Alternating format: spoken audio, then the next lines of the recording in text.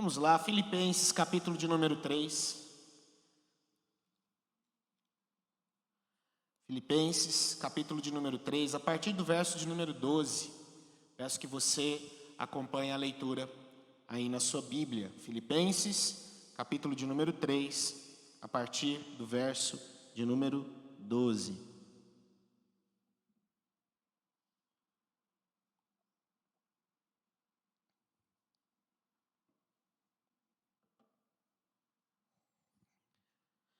Diz assim a palavra do Senhor: não que eu tenha já recebido, ou tenha já obtido a perfeição, mas prossigo para conquistar aquilo para o que também fui conquistado por Cristo Jesus.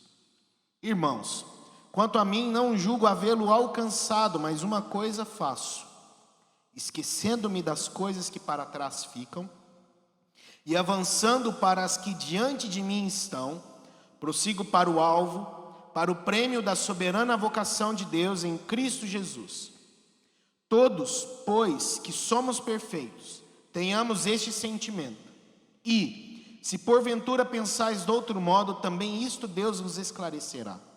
Todavia, andemos de acordo com o que já alcançamos. Somente até aí, a leitura da palavra do nosso Deus. Vamos orar mais uma vez.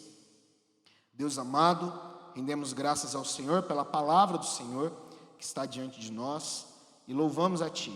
Ó Pai, que o Senhor nos conduza nesse sermão. Ó Pai, que o Senhor e tão somente o Senhor fale conosco, Deus, em nome de Jesus. Ó Pai, que o Senhor me use e que eu seja, ó Pai, apenas um instrumento em Tuas mãos. É o que nós te pedimos em nome de Jesus Cristo. Amém. Amém. Nós estamos continuando a nossa série Constante Alegria. E uma vida de constante alegria é uma vida de crescimento, é uma vida de avanço no reino do Senhor. É uma vida de maturidade, é uma vida que amadurece em Deus, é uma vida que progride no Senhor. Não é uma vida parada, não é uma vida com o freio de mão puxado, mas é uma vida em constante desenvolvimento. Nós vimos semana passada que Paulo, continuando as suas exortações contra aquele grupo de judaizantes que havia na igreja de Filipos, ele passa então a mostrar os seus exemplos, dizendo que a perfeição ela não acontece mediante a observação da lei do Senhor, como aqueles judaizantes criam. Os judaizantes, como eu já havia dito, eles entendiam que a justificação pela fé, ela não era suficiente para aperfeiçoar, para salvar, para conduzir os salvos, os crentes, ao reino dos céus. E que, de uma forma, com o objetivo de completar tudo isso, eles precisavam então observar as leis, eles precisavam se circuncidar, eles precisavam observar o calendário judaico, eles precisavam observar também as dietas judaicas. Mas Paulo diz que se a perfeição vem através da lei, se a confiança verdadeira, a salvação vem através da lei, ele poderia fazer isso, porque ele passa lá toda a lista das suas credenciais. Agora percebemos no nosso texto que este não era o único grupo que atrapalhava o desenvolvimento da palavra do Senhor na igreja de Filipos. Havia ali um segundo grupo que estava atrapalhando o andamento dos trabalhos ali naquela igreja. Havia esse grupo que entendia o oposto dos judaizantes. Esse grupo, talvez meio que parecido com os crentes de Corinto, eles achavam que agora, ou que já que foram justificados, tornados justos pela fé em Cristo Jesus, nada mais era necessário para a vida cristã deles. A salvação não era, a santificação, ela não era mais necessária, porque eles já eram santos. Pelo fato de terem sido justificados por Deus em Cristo Jesus, eles agora já haviam alcançado a perfeição. E eu digo que é um pensamento meio que parecido com o da igreja de Corinto, porque a igreja de Corinto entendia que, na verdade, enquanto eles estavam aqui na terra, eles já viviam a plenitude da ressurreição. Ou que a plenitude da ressurreição era a manifestação miraculosa que acontecia ali dentro daquela igreja. E havia ali na igreja de Filipos pessoas que pensavam de igual forma. Pessoas que entendiam que, já que já somos salvos, já está tudo garantido, já somos perfeitos. Não precisamos de santidade. Não precisamos de buscar santificação alguma. Porque Deus, mediante essa justificação, já nos tornou de uma vez por todas perfeitos. Alcançamos a perfeição plena aqui nessa terra.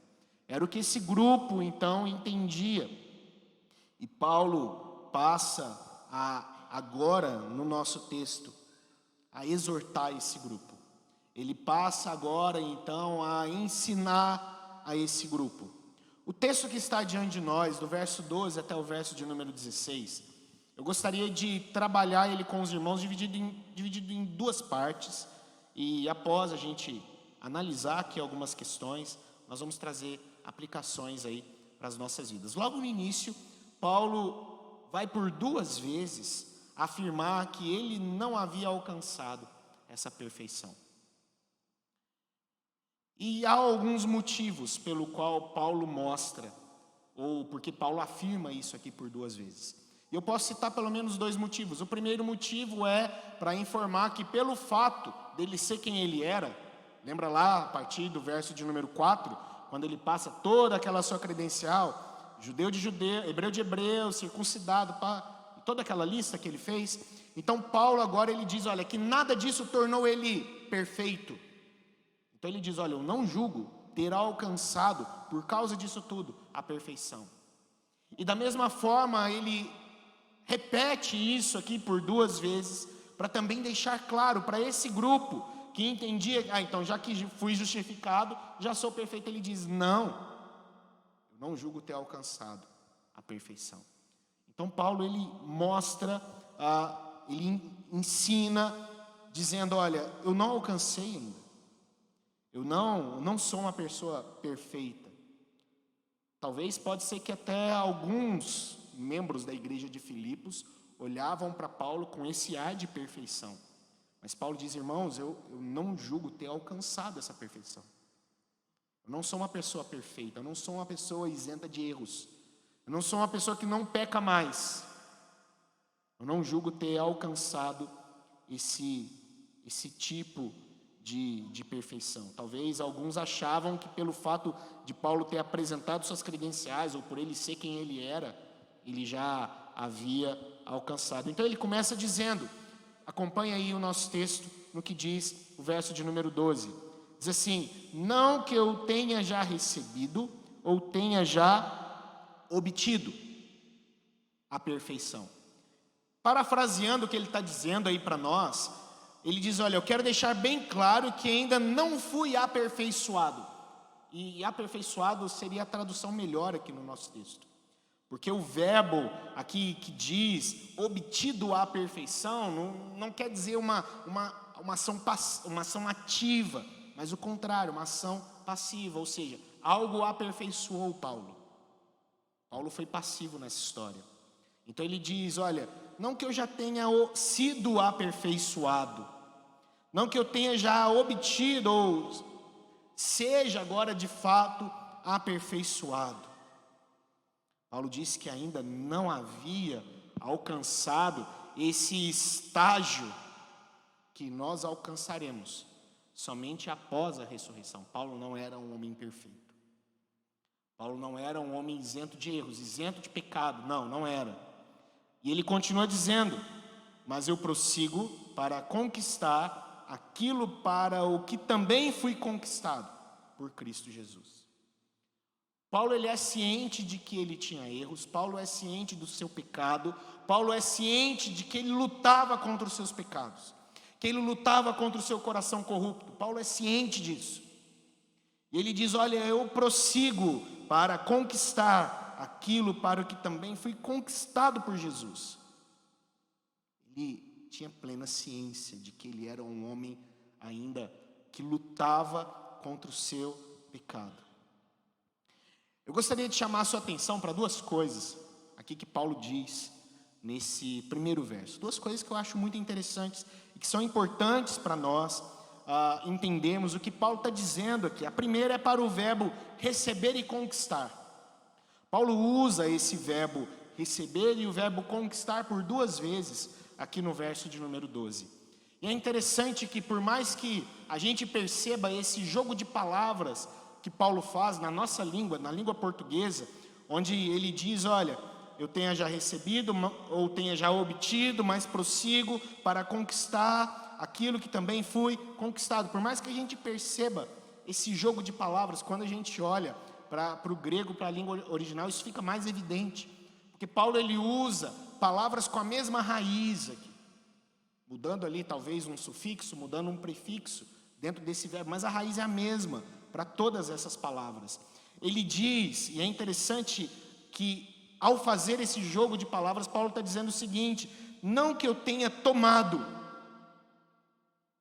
não que eu tenha já tomado para mim essa perfeição, mas quero agarrar aquilo para o qual eu fui agarrado por Cristo. Eu quero segurar aquilo para o qual eu fui segurado por Cristo. Ou seja, Paulo está dizendo que ele foi segurado por Cristo com um objetivo. Ele quer perseguir, ele quer agarrar, ele quer segurar esse objetivo. Ele prossegue em busca desse objetivo. Ele prossegue em busca desse alvo. Eu não tomei ele, não que eu tenha já tomado isso para mim, mas eu prossigo, querendo segurar com todas as minhas forças aquilo para o qual eu fui segurado, aquilo para o qual eu fui agarrado por Cristo Jesus. Ou seja, eu não obtive ainda esta perfeição, mas eu agora, com todo zelo, persigo para conquistar esta perfeição para o qual Cristo me conquistou. E a segunda coisa que eu gostaria de chamar a sua atenção é para a palavra prossigo, que ele diz aqui no verso de número 12. Não que eu tenha já recebido ou tenha já obtido a perfeição, mas prossigo para conquistar. A palavra prosseguir é a mesma palavra usada para perseguir. Se você se lembra lá do verso de número 6, veja o que Paulo disse no verso 6, lá ainda no nosso capítulo 3, quanto ao zelo perseguidor da igreja. É a mesma palavra.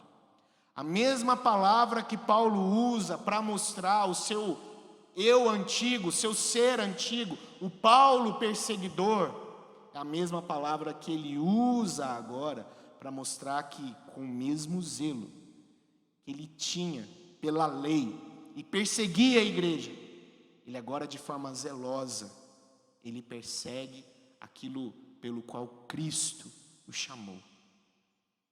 Mostrando que, mais uma vez, Paulo havia abandonado o seu antigo homem e agora assumido uma nova postura diante de Deus. Eu antes era zeloso em perseguir a igreja, agora o meu zelo é em perseguir aquilo que Cristo tem para mim. Este é o meu zelo agora. Esta é a minha luta agora. É por isso que eu persigo a Cristo agora. Não é para matar os crentes, mas agora é por amor a Ele, porque Ele tem algo muito melhor e muito maior para mim. É o que Paulo nos mostra. No verso de número 13, ele continua, e ele diz a mesma coisa, agora fazendo uma ênfase e usando palavras diferentes no verso de número 13. Ele diz: irmãos, quanto a mim, não julgo havê-lo alcançado. A conversa agora ela é trazida mais perto. Ela é trazida mais para perto dos irmãos.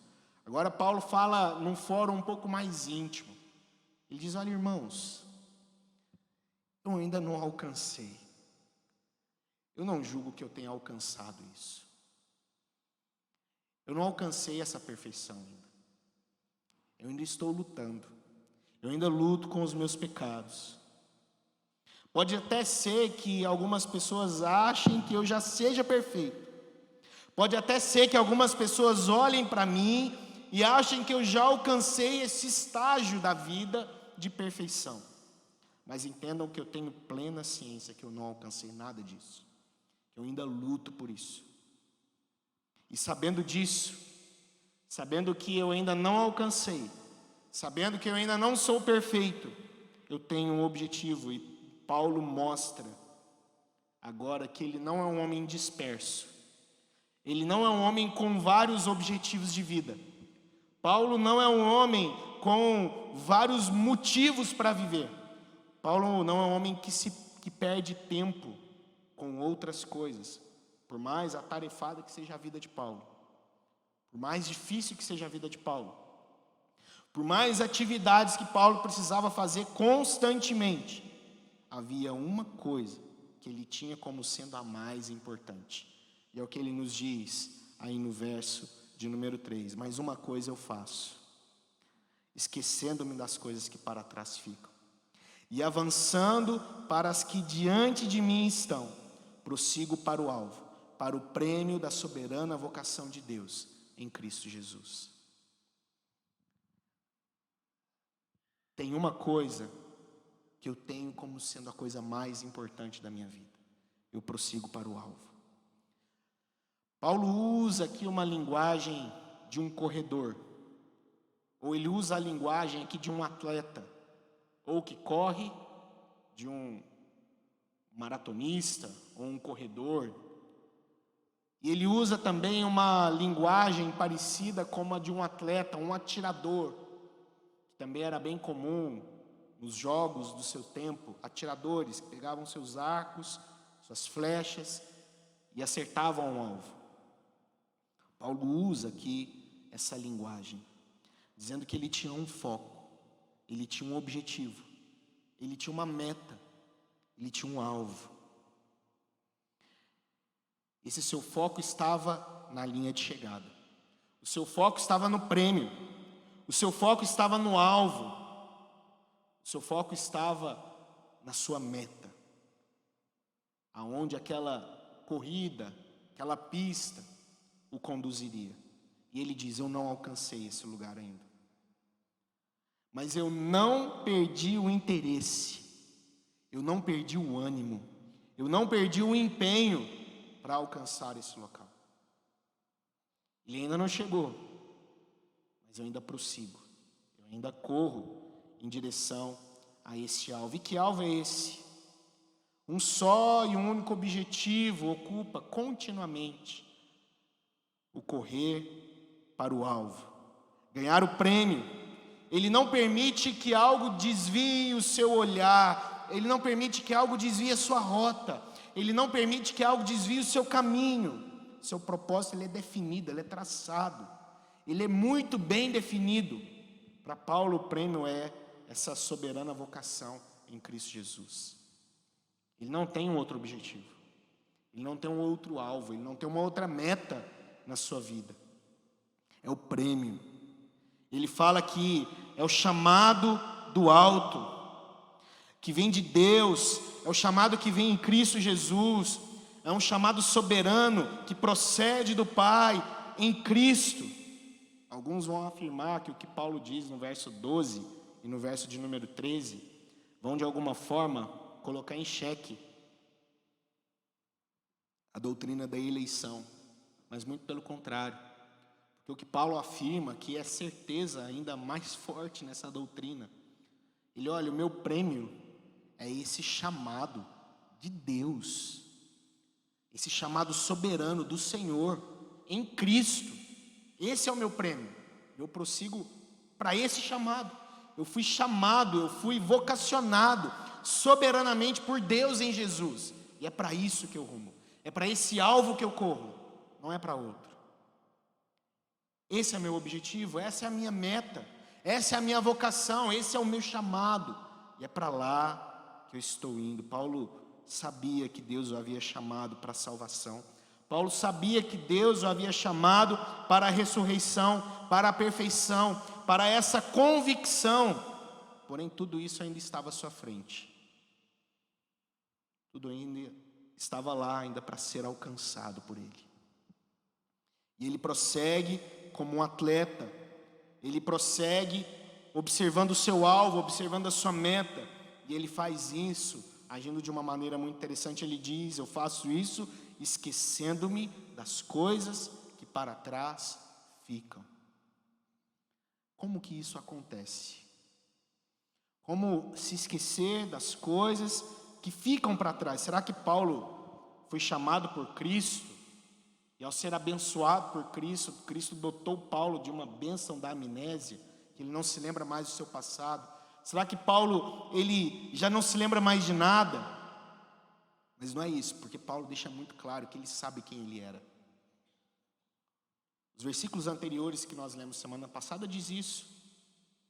Ele diz: olha, eu poderia confiar na carne, eu fui circuncidado ao 8º dia, eu sou da linhagem de Israel, eu sou da tribo de Benjamim, sou hebreu de hebreus, quanto à lei fariseu, quanto ao zelo perseguidor da igreja, quanto à justiça que há na lei irrepreensível. Ele sabe quem ele era, ele conhece a sua história, ele conhece os seus erros, ele sabe que foi confrontado por Jesus, e naquele momento onde ele foi confrontado por Jesus, Jesus disse: Paulo, por que me persegues? Por que você persegue a minha igreja? Por que você persegue os meus filhos, o meu povo?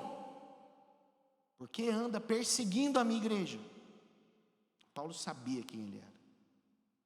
Paulo sabia dos seus pecados. Paulo sabia dos seus erros. Com toda certeza, Paulo tinha um passado que poderia o abater. Paulo com certeza viveu uma vida que nesse momento agora poderiam trazer a ele, ao seu coração, desânimo, insegurança, medo. Porém ele esquece. Não é que Paulo apagou da sua memória. Aqui o intuito não é esse. Paulo chegou lá, selecionou e deletou. Não, não é isso. Aqui a ideia desse esquecer é não deixar que o passado agora o impeça de avançar. Veja o que ele diz: prossigo, uma coisa faço, esquecendo-me das coisas que para trás ficam, eu avanço. A minha vida, o meu pecado, eu deixo isso, eu esqueço essas coisas, eu abandono essas coisas para que eu avance para o prêmio da soberana vocação em Cristo Jesus. O meu pecado, ele não pode ser desculpa para eu deixar de buscar essa santificação. O meu pecado, ele não pode ser desculpa para que eu vive parado, estagnado, sem avançar, sem me tornar maduro espiritualmente. O meu pecado não pode ser desculpa para isso. Por isso ele diz: eu abandono todas essas coisas, eu esqueço todas essas coisas. Ele não deixa que isso o impedisse de prosseguir para essa vocação. Isso é possível porque à medida que Paulo se esquece, ele se lembra que Cristo perdoa os seus pecados, que os seus erros, aquilo que ele cometeu, as pessoas que ele ofendeu, o próximo que ele ofendeu, Cristo perdoou os seus pecados. Eu prossigo para o alvo. Essa é a primeira parte aqui do nosso texto, onde Paulo, ele diz, ele afirma que ele ainda não é perfeito. Ele afirma que ele está nessa corrida da santificação. E quando nós chegamos na segunda parte do nosso texto, do verso 15 até o verso de número 16, a gente percebe algumas exortações aqui do apóstolo Paulo. Paulo segue o texto fazendo agora exortações, e eu gostaria de citar aqui com vocês quais são essas exortações que Paulo diz. A primeira está logo aí no início do verso de número 15, veja o que ele diz: todos, pois, que somos perfeitos, tenhamos este mesmo sentimento. Ele inicia falando agora aos que são perfeitos. Aqui a gente pode levantar duas conclusões, queridos. Ou Paulo está se contradizendo, porque ele acabou de falar que ele não é perfeito. E aqui ele está chamando algumas pessoas de perfeitos, e ele está se incluindo nesse grupo. Todos nós que somos perfeitos. Ou então Paulo está se contradizendo, ou temos a segunda opção, que Paulo está sendo irônico. Ele está virando agora para algumas pessoas ali na igreja de Filipos, e que talvez eram as pessoas que viam em Paulo essa perfeição. Ele diz assim: olha, pessoal, agora é só para a gente que é perfeito agora que eu vou falar. Aqueles que ainda não são perfeitos, essa parte da carta não é para eles. Agora é só a turma da perfeição. É só para vocês que já são santos.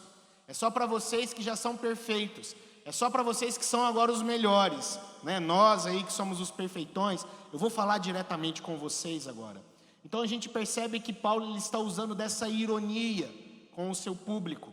Ele está agora chamando aqueles que se acham perfeitos. Fomos justificados, então não precisamos de santidade.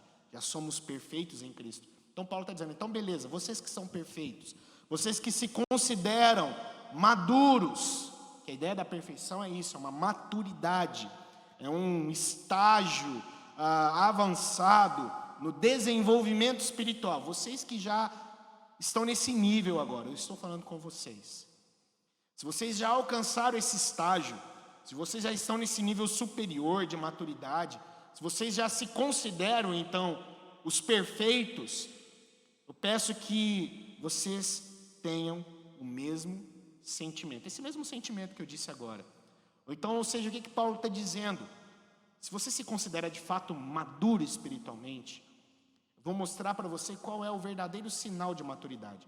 O verdadeiro sinal de maturidade é reconhecer que na verdade você é imaturo e você é insuficiente e você precisa agora buscar a perfeição. Isso é um sinal de maturidade. Se você se considera perfeito, faça isso, reconhecendo primeiramente a sua imperfeição. Isso é um sinal de maturidade. É o que Paulo nos diz. Então vocês aí que são já maduros, já tenham esse mesmo sentimento. É o que Paulo diz. O sinal da perfeição é reconhecer que ainda não é perfeito, que ainda está perseguindo essa perfeição, essa maturidade. E ele continua, e se porventura vocês pensam aí de outro modo, também isto Deus vos esclarecerá. Interessante o que ele diz aqui. Paulo parece que sabia que essas palavras dele não iam entrar no coração de todo mundo. E parece que ele está dando ideia aqui de que não vai voltar nesse assunto mais. Ele fala assim, olha, eu sei que tem gente que mesmo eu explicando tudo isso aqui, vai continuar ainda achando ou pensando o contrário de mim. A vocês, que Deus um dia esclareça isso no coração de vocês. Paulo passa para Deus a responsabilidade. Olha, Deus, eu não vou voltar nesse assunto mais. Agora é o Espírito Santo, o Senhor, que vai fazer a obra nessa vida, que eu não vou mais gastar tempo sentando e ensinando algo que eu já fiz, olha, várias vezes. Eu já fiz há muito tempo. É isso que Paulo está dizendo aqui. Olha, a vocês que ainda insistem em pensar diferente, Deus um dia vai esclarecer isso no coração de vocês. Paulo sabia que tinha gente teimosa lá na igreja de Filipos, que ele podia falar, gastar saliva, abrir e folhear a Bíblia de um lado para o outro, que elas iam continuar pensando ainda diferente. Então ele diz, olha Deus, é com o Senhor agora, para aplicar aí a verdade do Senhor no coração dessas pessoas. E tem pessoas que é só Deus mesmo, né? Graças a Deus que é Deus que faz a obra dele. Então ele continua aí para a segunda exortação aí que ele diz, verso agora de número 16, veja o que ele diz. Todavia, andemos de acordo com o que já alcançamos. Duas coisas interessantes Paulo ensina aqui. A primeira coisa é que ele nos mostra que existem pessoas diferentes na igreja de Filipos. Existem pessoas diferentes. Na igreja existem pessoas com diferentes níveis de maturidade. Isso é um negócio que a gente precisa aprender muito, querido. A gente precisa aprender demais isso. No nosso meio tem pessoas em diferentes estágios da maturidade e do desenvolvimento cristão. E Paulo diz que isso não é um problema. Isso não é um problema. Ele diz, olha, existem pessoas que por tempo são mais conhecedoras, outras que mesmo com tanto tempo de igreja, talvez não tem tanto afinco em estudar a palavra, tem mais dificuldade em entender alguns assuntos. Paulo está dizendo, olha, tem pessoas que talvez professaram a fé há 1 ano, 2 anos atrás, e conhecem muito a palavra do Senhor, vivem uma vida de busca a Deus, e tem pessoas que não estão ainda nesse mesmo nível ainda. Paulo está dizendo, olha, dentro da igreja há diferentes pessoas, há pessoas que estão em estágios de maturidade diferente, há pessoas que talvez na primeira vez que eu falei, elas pegaram, aprenderam, e agora tem pessoas que a ficha demora para cair. Talvez eu vou precisar tomar mais uns cafezinhos com ela e visitar ela mais. Paulo está dizendo que existem pessoas diferentes, isso não é um problema. Há pessoas com esse nível diferente de entendimento. A gente precisa lembrar que o próprio Jesus, ele nos diz isso. O próprio Jesus, ele também vai dizer que o próprio Espírito Santo, ele atua de formas diferentes, em pessoas diferentes.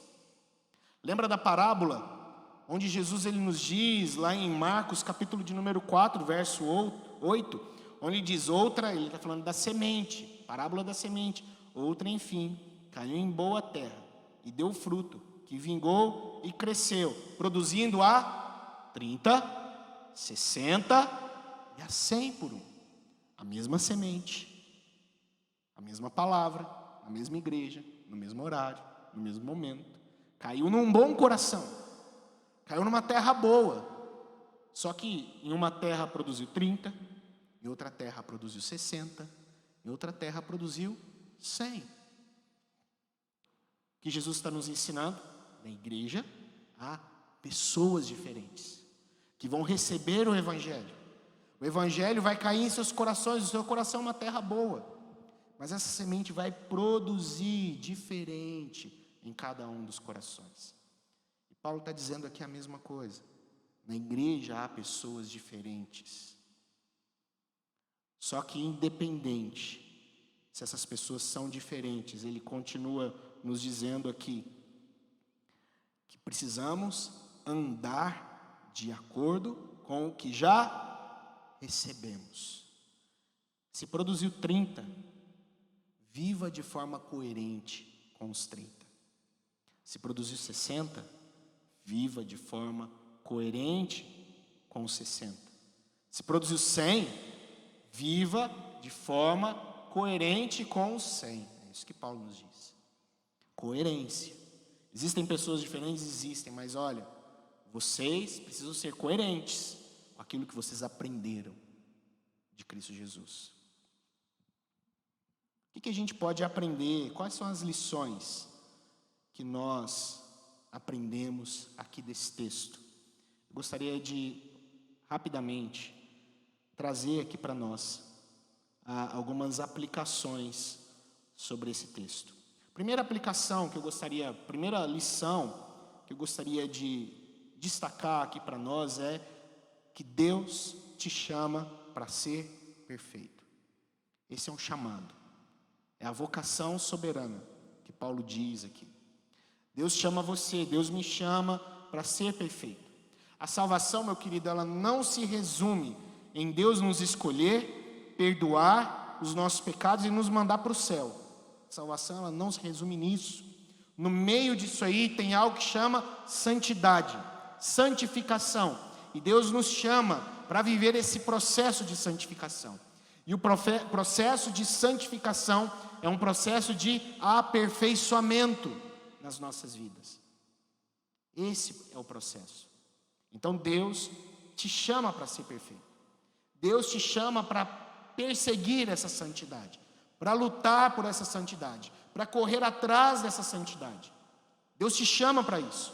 Deus te vocacionou para isso. Segunda coisa que nós aprendemos aqui no nosso texto: a perfeição, ela não pode ser obtida aqui. A segunda coisa que a gente aprende aqui. Tem pessoas que entendem que quando foram salvos, já são santos. O pecado não existe mais.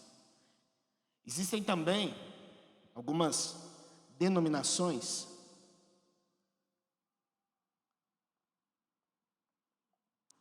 que elas pregam um perfeccionismo cristão. Existem algumas denominações que pregam esta perfeição aqui. Quanto mais você ora, quanto mais você jejua, quanto mais você busca a Deus, você alcançará um nível de espiritualidade que o pecado nunca mais entrará na sua vida. Não estou dizendo que nós não podemos orar, não estou dizendo que nós não podemos jejuar, muito pelo contrário, nós precisamos disso. A oração, o jejum, a busca por Deus são disciplinas que nós precisamos manter e fazem parte, sim, desta busca por aperfeiçoamento, por santidade. Mas a gente precisa entender que não existe aqui nessa terra um perfeccionismo de nossa parte. Continuaremos sendo imperfeitos. Perceba o que Paulo está dizendo. E não é esse Paulo, é o Paulo que escreveu esse texto aqui. Perceba o que ele está dizendo. Eu não julgo ainda ter alcançado.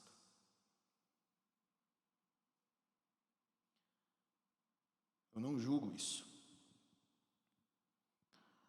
Nós precisamos entender que a perfeição, ela será alcançada quando Cristo voltar, glorificar os nossos corpos, nós estaremos na sua presença. Aí sim alcançaremos, como a palavra diz, a estatura do varão perfeito, que é Cristo Jesus. Agora entenda uma coisa, que não é pelo fato de você não conseguir alcançar essa perfeição aqui que você vai parar no meio do caminho. Não é por esse fato. Então já que eu não alcanço, eu não vou orar, não vou jejuar. Entenda que maturidade cristã, maturidade espiritual, é entender que precisamos e perseguimos e corremos atrás de sermos aperfeiçoados em Cristo Jesus. O alvo, ele também não é só escatológico, entenda isso.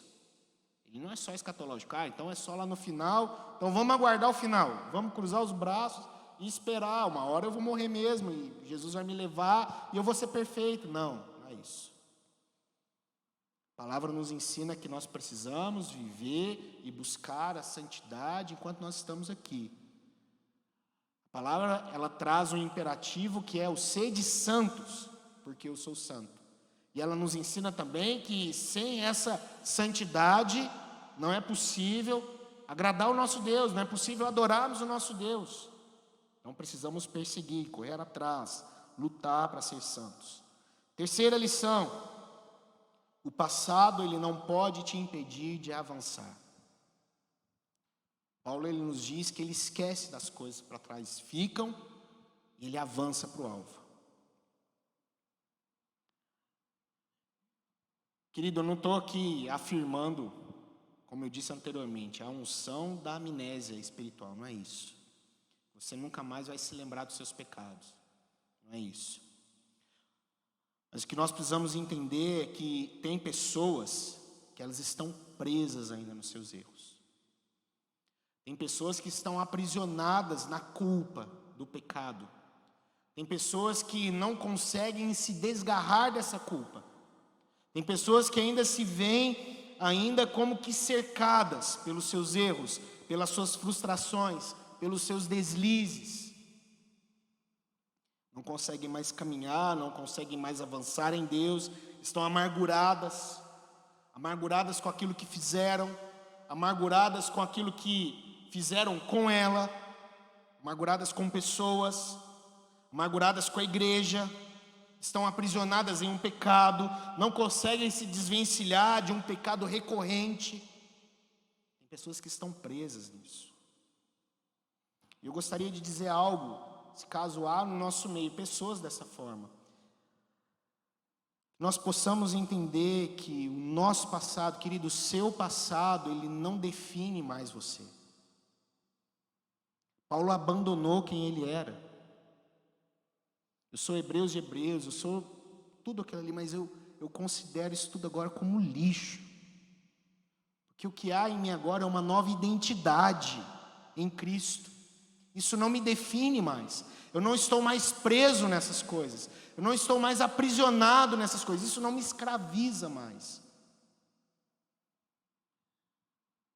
Isso não define quem é você mais. Uma vez que você foi alcançado por Cristo Jesus, isso não define mais quem é você. O nosso passado não nos julga mais. Jesus não te deu uma possibilidade de salvação, entenda isso. Que agora você precisa lutar com esse pecado para você tentar alcançar essa salvação agora. Não é um voucher, não é um vale salvação. Jesus não te deu isso. Que agora você precisa de alguma forma merecer esse vale salvação. Não é isso. Quando Cristo morreu por você, querido, quando Cristo foi pregado naquela cruz por você, Ele morreu por você intencionalmente, não se esqueça disso.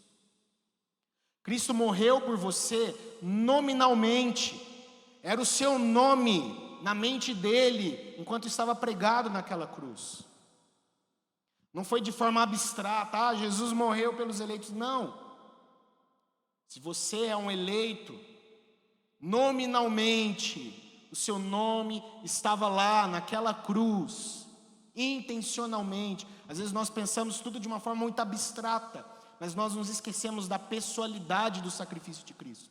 Nós nos esquecemos da intencionalidade do sacrifício de Cristo. Foi intencional, foi nominal, foi pessoal, foi íntimo, foi perfeito. Não se esqueça disso. Não se esqueça dessa verdade. Ele perdoou os seus pecados e não de forma abstrata. Não foi de forma abstrata. Aqui não é um atacado. Não é isso.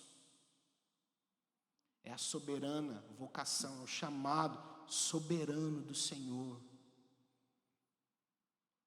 Como diz a palavra do Senhor, nos conhece antes mesmo da fundação e nos chama pelo nome. Esse é o chamado. Então não fique preso a pecado, não fique preso a um passado, mas abandone isso e prossiga para esse alvo. Corra para esse alvo. Na cruz estava o João, na cruz estava o Paulo, na cruz estávamos nós ali.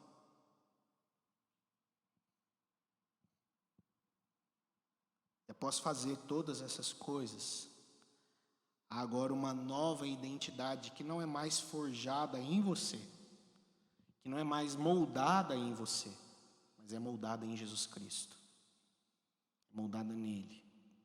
Quarta lição: seja coerente em sua vida cristã. É o que Paulo diz aqui, cada um viva conforme aquilo que já alcançou. Seja coerente. O cristão precisa se parecer cristão. Viva em conformidade com o que você tem. Lembre-se daquilo que Jesus nos diz lá em Lucas capítulo de número 12, verso 42 e verso 48. Se você quiser abrir sua Bíblia nesse texto, eu gostaria que você abrisse nesse momento. Veja o que aqui diz, Lucas 12, verso 42 e verso de número 40, ao verso 48. Diz o seguinte: disse o Senhor: quem é, pois, o mordomo fiel e prudente, a quem o Senhor confiará os seus conservos, para dar-lhes o sustento a seu tempo? Bem-aventurado aquele servo a quem seu Senhor, quando vier, achar fazendo assim. Verdadeiramente vos digo que lhe confiará todos os seus bens. Mas se aquele servo disser consigo mesmo: meu senhor tarda em vir, e passar a espancar os criados e as criadas, a comer, a beber e a embriagar-se, virá o senhor daquele servo em dia em que não espera e em hora que não sabe, e castigá-lo-á, lançando-lhe a sorte com os infiéis. Aquele servo, porém, que conheceu a vontade de seu senhor e não se aprontou, nem fez segundo a sua vontade, será punido com muitos açoites. Aquele, porém, que não soube a vontade do seu senhor e fez coisas dignas de reprovação, levará poucos açoites. Mas àquele a quem muito foi dado, muito lhe será exigido. E àquele a quem muito se confia, mais lhe pedirão. Lembra da parábola da semente? Em uns 30, em uns 60, em uns 100. Estamos sim em níveis de maturidade diferentes, mas precisamos viver em conformidade com aquilo que nós recebemos do Senhor. Em conformidade com aquilo que nós temos do Senhor. A quem muito dado, muito também será pedido. Que a gente não se esqueça disso. Viva em conformidade. Quinto, tenha paciência com os irmãos. Paulo diz isso, tenha paciência. Tem gente que não está igual a você. E eles não são como você. A igreja é composta por pessoas diferentes, com uma criação diferente, mas que estão também em níveis de conhecimento de Deus diferentes também. Então que nós tenhamos paciência. Às vezes a gente quer que as pessoas aprendam como você conhece. Às vezes você quer que a pessoa pense sobre Deus como você pensa. Que conheça as coisas como você conhece. Que viva, mude rápido como você mudou. Mas somos diferentes. Então tenha paciência. Tenha paciência com os irmãos. Ensine, ame, ande junto, ore com ele. É o que nós precisamos manter entre nós. E por fim, não fique estagnado na vida cristã. Viva em crescimento. Viva avançando. Crentes que param de crescer, que estão parados na sua vida cristã, crentes que se estagnaram, é bem provável que estão com um problema sério espiritual. E que precisa ser abandonado, que precisa ser transformado, que precisa ser mudado. Talvez seja um problema sério, um pecado, mas não fique estagnado. É necessário crescer em santidade. É necessário crescer em amor. É necessário crescer no conhecimento de Deus. E a gente precisa tomar cuidado que quanto mais tempo de igreja nós temos, a chance disso aqui acontecer é quase que total. Quase que total. Às vezes você tem 10, 20, 30, 40 anos de igreja e está parado. Não se desenvolve, não cresce. Você não é, ou não busca ser mais santo esse ano como foi no ano passado. Conhecer mais Deus esse ano do que conheceu ano passado. Ler mais a Bíblia esse ano do que leu ano passado. Não podemos nos estagnar na nossa vida cristã. O cristão, ele vive prosseguindo. Ele vive avançando. Ele vive crescendo em Deus. Ele vive crescendo em Deus. Então que Deus nos abençoe, queridos. Que nós possamos de fato viver essa vida de crescimento, entendendo que fomos chamados para a perfeição, entendendo que precisamos buscar isso, apesar de enquanto estarmos aqui, vivendo aqui nesse mundo, a gente não alcance, mas vivemos lutando. Que a gente possa entender que precisamos abandonar o nosso passado, abandonar os nossos pecados. Que a gente venha entender que é necessário coerência na nossa vida cristã. Possamos entender também que a gente tem que ter paciência com os nossos irmãos e que nós não podemos nos estagnar, em nome de Jesus. Amém? Vamos ficar de pé. Nós vamos louvar o Senhor com mais uma canção. E após nós iremos orar ao nosso Deus.